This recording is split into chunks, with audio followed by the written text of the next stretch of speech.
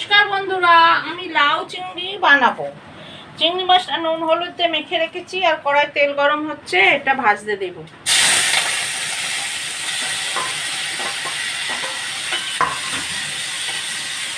ভাজা হোক।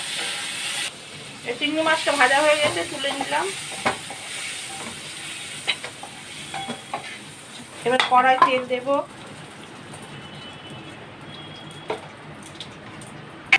তেলটা গরম হয়ে গেছে, এবার জিরের ফোড়ন দেব আর লঙ্কা দেব, দিয়ে একটু হতে দেব। এবার আলুগুলো ভাজতে দেব।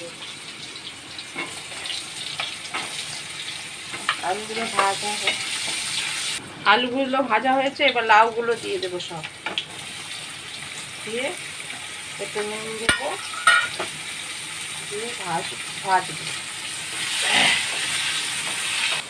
এবার একটু হলুদ দেবো হাফ চামচ চিনি দেবো, হাফ চামচ জিরের গুঁড়ো, হাফ চামচ ধনের গুঁড়ো দিয়ে একটু জল দিয়ে কষবো।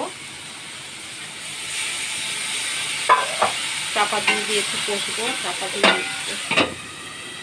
কষা হয়ে গেছে, তেল বের হয়ে গেছে। এবার অল্প একটু জল দিয়ে চাপা দিয়ে রেখে দেবো সিদ্ধ হওয়ার জন্য।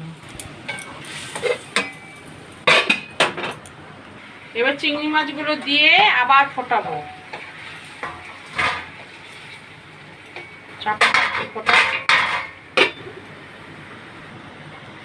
সবজিগুলো সব গলে গেল, আমার লাউ তরকারিটা হয়ে গেছে। এবার নামাবো।